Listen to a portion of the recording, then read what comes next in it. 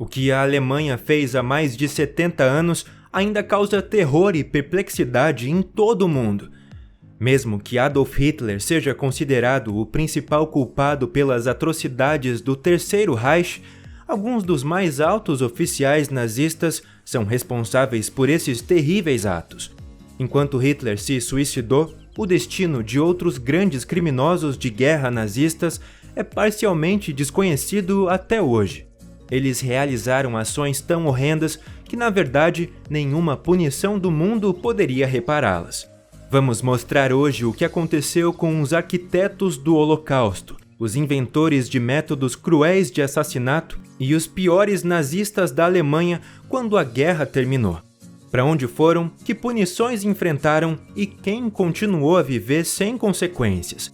Tudo isso aqui, não vale a pena conhecer. Começamos o nosso vídeo com Rudolf Höss.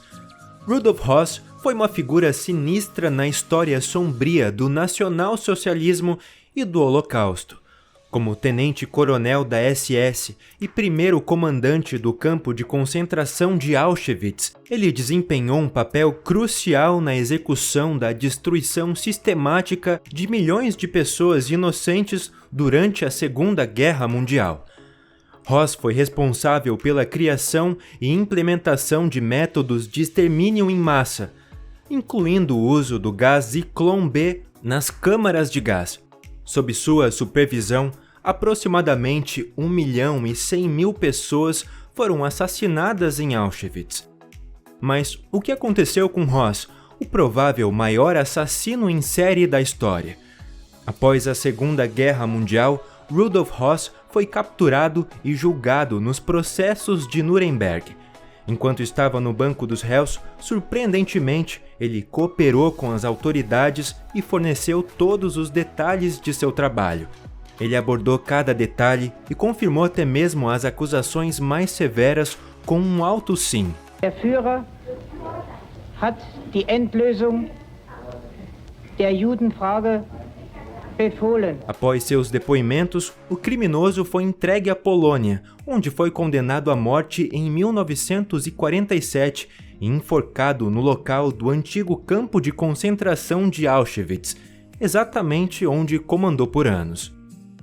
O próximo alto nazista em nossa lista parecia por muito tempo que nunca seria punido por seus crimes. Adolf Eichmann foi responsável pela implementação da chamada Solução Final para a Questão Judaica, no regime nacional-socialista. Como também tenente-coronel da SS e chefe da central do Escritório Central de Segurança do Reich, Eichmann foi fundamental na organização e coordenação do Holocausto. Ele organizou a deportação de milhões de judeus de toda a Europa para campos de concentração e campos de extermínio, sendo conhecido como o arquiteto do Holocausto. A eficiência e frieza notórias de Eichmann na execução da política de destruição do regime nazista resultaram em sofrimento e morte incontáveis. Após o fim da Segunda Guerra Mundial, Eichmann conseguiu inicialmente se esconder e fugir. Ele viveu por um tempo em vários países da América do Sul, antes de ser descoberto e sequestrado pelo serviço secreto israelense na Argentina. Em 1961, ele foi levado para Israel, onde foi julgado.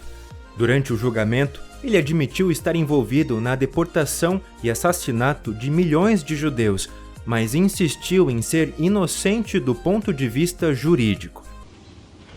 Nein, das stimmt nicht. Das stimmt nicht. Nein, das stimmt nicht. Abtransport zur Vernichtung kann ich nicht beurteilen, denn es ist ja von vornherein nicht festgelegt gewesen, ob sie zur Vernichtung gehen oder nicht. O tribunal discordou e ele foi enforcado em Israel. Pouco antes de sua execução, ele desejou ao chefe do serviço secreto, responsável por sua prisão, uma morte igualmente cruel. Joachim von Ribbentrop não é mais tão conhecido hoje quanto outros criminosos de guerra nesse vídeo. No entanto, ocupou uma posição importante no Terceiro Reich e desempenhou um papel significativo no círculo interno de Hitler. Durante seu mandato como ministro do exterior alemão, de 1938 a 1945, Ribbentrop não era apenas responsável por negociações e alianças com outros países, mas também por alcançar os objetivos terríveis do regime nacional-socialista. Ele era um confidente próximo de Hitler e um defensor veemente da agressão e expansão do Terceiro Reich. Além disso, Ribbentrop esteve ativamente envolvido no planejamento e execução do Holocausto, sendo um fator impulsionador nas negociações que abriram caminho para o ataque alemão à União Soviética. Mas o que aconteceu com Ribbentrop após a guerra? Joachim von Ribbentrop inicialmente tentou fugir, mas não conseguiu deixar a Alemanha. Ele continuou vivendo normalmente em Hamburgo, tentou mudar sua aparência, mudou-se para um bairro desconhecido e conseguiu passar vários meses completamente despercebido na cidade. No entanto, eventualmente ele foi reconhecido e rapidamente preso. Ele acabou sendo acusado nos processos de Nuremberg como um dos principais criminosos de guerra. Diferentemente de alguns outros, ele não mostrou nenhum sinal de remorso ao longo dos 218 dias de julgamento. No final, foi considerado culpado de crimes de guerra e crimes contra a humanidade, encontrando a morte por enforcamento em 1946. Rudolf Hess também foi uma personalidade de alto escalão no Terceiro Reich. Como confidente próximo de Adolf Hitler e membro do círculo interno do Partido Nacional Socialista, ele teve grande influência nas decisões políticas dos nazistas.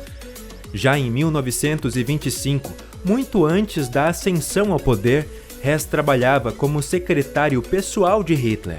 Mais tarde, Rudolf foi vice-líder do NSDAP e desempenhou um papel crucial na formulação e implementação de inúmeras leis e decretos antissemitas, desempenhando um papel decisivo na planificação e execução da Noite dos Cristais em novembro de 1938.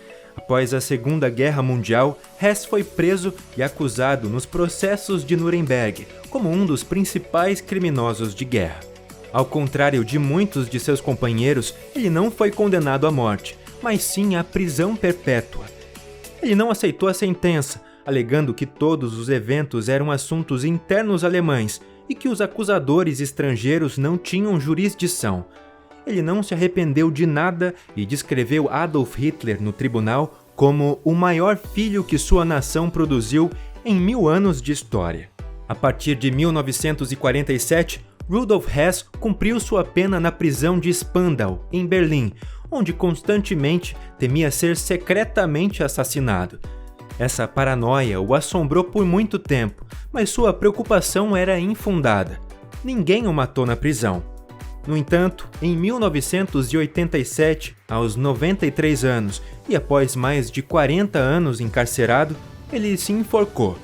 Embora os aliados tenham feito todo o possível para levar os principais responsáveis pela guerra e pelo Holocausto a um julgamento justo após o final da Segunda Guerra, isso não aconteceu com um dos nazistas mais cruéis.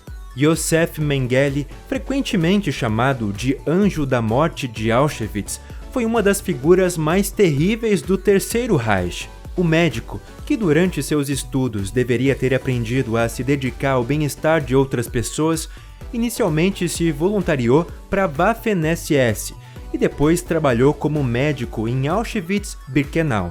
No entanto, ele não tratava os prisioneiros doentes, mas, pelo contrário, garantia que morressem em massa e sofressem dores indescritíveis.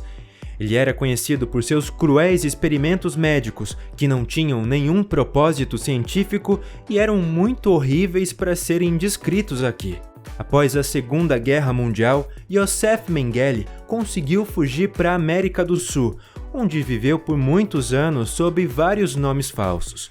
Apesar dos esforços internacionais, não foi possível responsabilizá-lo. A partir dos anos 60, ele viveu com documentos falsos no Brasil e trabalhou como administrador de uma grande fazenda.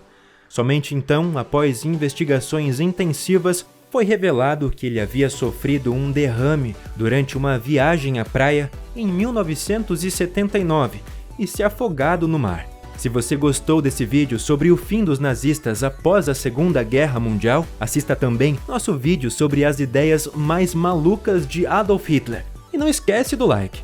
Até a próxima, aqui no Vale a Pena Conhecer.